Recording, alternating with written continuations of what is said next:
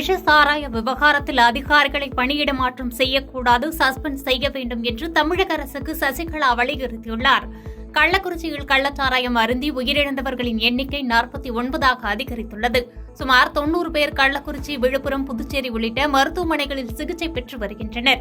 இச்சம்பவம் தொடர்பாக பாதிக்கப்பட்ட குடும்பத்தினரை சந்தித்து சசிகலா ஆறுதல் தெரிவித்தார். பின்னர் செய்தியாளர்களை சந்தித்து பேசிய அவர், கள்ளச்சாராய விற்பனைக்கு காவல்துறை உடந்தை என்று குற்றம் சாட்டியதோடு திமுக ஆட்சியில் சமூக விரோத செயல்கள் அதிகரித்து செல்வதாக தெரிவித்தார். கள்ளச்சாராய உயிரிழப்புக்கான காரணத்தை கண்டறிந்து சம்பந்தப்பட்டவர்களை 1 வாரத்திற்குள் கைது செய்ய வேண்டும்.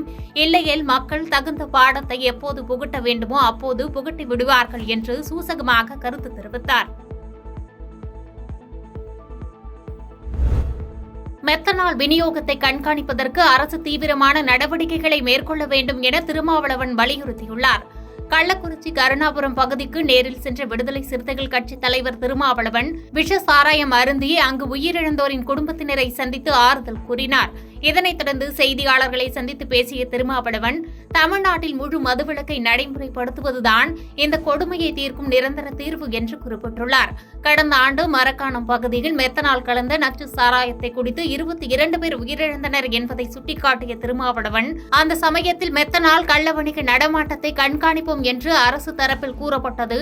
எனினும் கள்ளச்சந்தையில் மெத்தனால் கட்டற்ற முறையில் புழக்கத்தில் இருப்பது உறுதியாகியுள்ளது. இனியாவது மெத்தனால் விநியோகத்தை கண்காணிப்பதற்கு அரசு தீவிரமான நடவடிக்கைகளை மேற்கொள்ள வேண்டும் என வலியுறுத்தினார். கடுமையான விதிமுறைகள் உள்ளன. அவ்வாறு கடுமையான விதிமுறைகள் இருந்தும் எவ்வாறு அது தாராளமாக கள்ளச்சந்தையிலே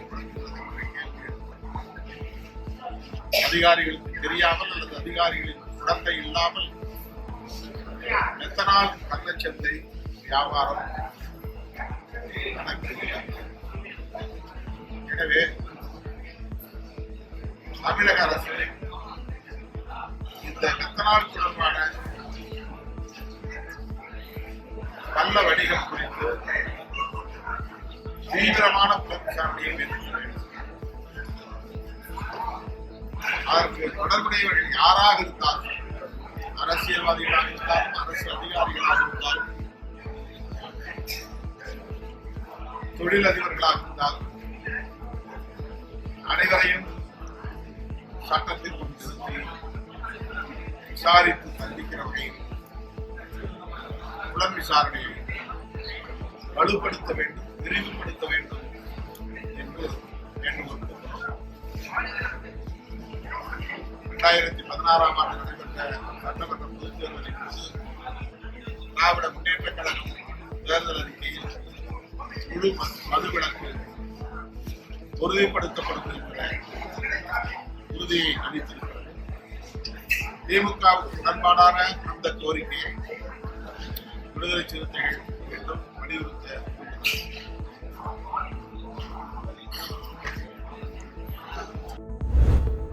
விஷ சாராய விற்பனையை தடுக்க கடுமையான சட்டங்கள் கொண்டுவர வேண்டும் என்று துரை வைகோ வலியுறுத்தியுள்ளார்.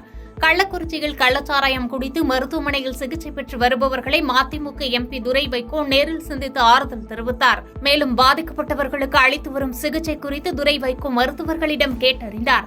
தொடர்ந்து செய்தியாளர்களுக்கு பேட்டியளித்த அவர், விஷ சாராயம் தொடர்பாக மக்கள் மத்தியில் விழிப்புணர்வு ஏற்படுத்தாத வரையில் இதே சம்பவம் தொடர்ந்து நடைபெற்று வரும் என்று கருத்து தெரிவித்த அவர், விஷ சாராயம் விற்பதை தடுக்க கடுமையான சட்டங்கள் கொண்டுவர வேண்டும் என்றும் ஆயுள் தண்டனை அல்லது மரண தண்டனை கொடுக்க வேண்டும் என்று வலியுறுத்தினார். அரசியலாக்க வேண்டாம். இன்னைக்கு கிட்டத்தட்ட 134 குடும்பங்கள் பாதிக்கப்பட்டிருக்கிறாங்க. சில வீடுகள் பட்டிருக்கிற 40 பேர் இறந்திருக்கிறாங்க. இது போன்ற சம்பவங்கள் இனிமேல் நடக்கக்கூடாதுன்னு சொல்லிட்டு அரசியல் எல்லைகளை கடந்து எல்லா அரசியல் இயக்கங்களும் தலைவர்களும் அடுத்து இந்த மாதிரி சம்பவங்கள் தமிழ்நாட்டில் நடக்கக்கூடாது. இது போன்ற சம்பவங்களான குடும்பம் இன்னைக்கு கணவனை இழந்த மனைவிகள், தந்தையை இழந்த பிள்ளைகள் பல பேர் இருக்கிறாங்க. இன்னைக்கு எல்லாம் சாதாரண ஏழை வீடுகள் தான், எல்லாம் சாதாரண வீடு. இது போன்ற சம்பவங்கள் நடந்து இன்னைக்கு அது குடும்பம் வீணா போகுது. இது நடக்கக்கூடாது. அரசியலை கடந்து இது போன்ற விஷயங்கள் நடக்கக்கூடாது. அடுத்து என்ன செய்யணுங்கிறது அதுதான் அந்த விவாதம் நடக்க. உடனே அரசாங்கத்தை கொண்டு சொல்றதோ இல்லாட்டி இன்னைக்கு மேல போடுங்க டாக்டர்ஸ் இன்னைக்கு தமிழ்நாடு அத்தனை இன்னைக்கு எக்ஸ்ட்ரா 3 மடங்கு இங்க ஸ்டாஃப் இன்க்ரீஸ் பண்ணிருக்காங்க. டாக்டர்ஸ் இன்க்ரீஸ் பண்ணிருக்காங்க.